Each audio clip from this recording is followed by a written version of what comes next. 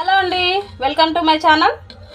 ఈరోజైతే నేను పిల్లలకి ఈవినింగ్ స్నాక్స్కి అయితే నేను దోశపిండి మిగిలిపోయిందండి. దోశపిండితోని నేను గుట్ట పొంగనాలు చేస్తున్నాను.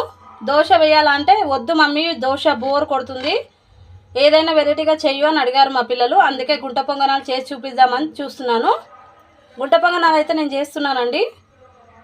నా వీడియో కొత్తగా చూస్తున్నట్టయితే నా ఛానల్ని సబ్స్క్రైబ్ చేయండి. వీడియోలోకి వెళ్ళిపోదాం పదండి. ముందుగా ఆయిల్ అయితే వేడి చేసుకుంటున్నానండి. చూడండి, ఆయిల్ అయితే కొంచెం వేసుకున్నాను. సన్నగా తరిగిన ఆనియన్స్ అండి ఇప్పుడు అందులో వేస్తున్నాను. ఆనియన్స్ అయితే వేసానండి. ఇలా ఆనియన్స్ అయితే మంచి బ్రౌన్ కలర్లో వచ్చే వరకు మంచిగా కలుపుతూ ఉండాలి. ఆనియన్స్ కొంచెం హీట్ అయ్యాయి కదండి. ఇప్పుడు నానబెట్టి పెట్టుకున్న పచ్చిశనగపప్పు ఇందులో వేసుకోవాలి. వేసుకొని కలుపుకోవాలి. ఇది మంచి పచ్చి వాసన పోయే వరకు వేయించాలండి. చూడండి, ఇది మంచిగా వేయిపోయింది.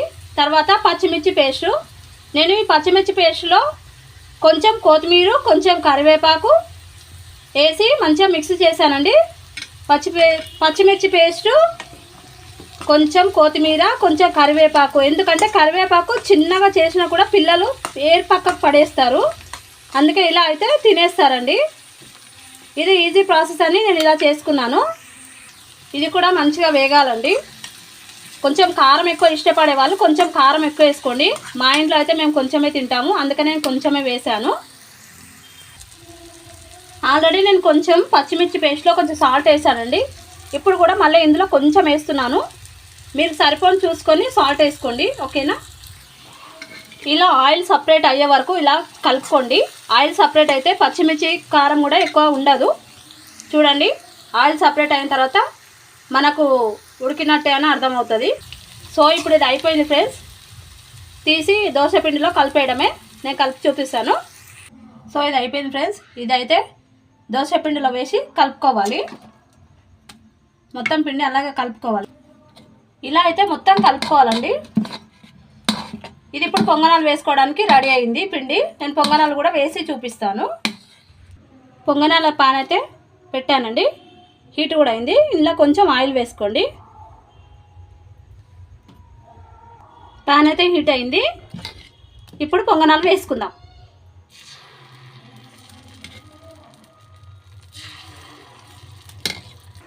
ఫ్రెండ్స్, 5 నిమిషాలు అయిన తర్వాత ఇవి ఇలా మర్రేసుకోండి. వెనక సైడ్కి మర్రేసుకోవాలి. ఇవి ఇలా వచ్చేస్తాయి, కాలితే ఇలా వచ్చేస్తాయి. ఇలా మర్రేసుకోండి.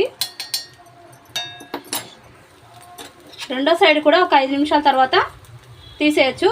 ఇవైతే గుంట పొంగనాలు తయారయ్యాయి ఫ్రెండ్స్. నేనైతే వీటికి కోసం చట్నీ తయారు చేస్తాను. చూడండి ఫ్రెండ్స్, చట్నీ కూడా తయారైపోయింది. ఈ చట్నీలో నేనైతే కొంచెం పుదీనా, కొబ్బరి, వేయించిన పల్లీలు, కొంచెం పుట్నాల పప్పు వేసి గ్రైండ్ చేశాను. కొంచెం వెల్లుల్లి కూడా వేస్తే ఆ టేస్ట్ కూడా చాలా బాగుంటుంది. ఇందులో ఇప్పుడు మనం పోపు వేసుకుందాం. చూడండి ఫ్రెండ్స్, పోపు కూడా వేసేసాను. వేడివేడిగా గుంట పొంగనాలతో పాటు చట్నీ కూడా రెడీ అయిపోయింది. సర్వ్ చేయడమే లాస్ట్. చూడండి ఫ్రెండ్స్, వేడివేడిగా గుంట పొంగనాలు అయితే రెడీ అయిపోయాయి.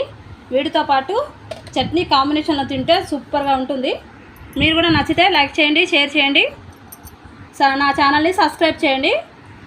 నా రెసిపీ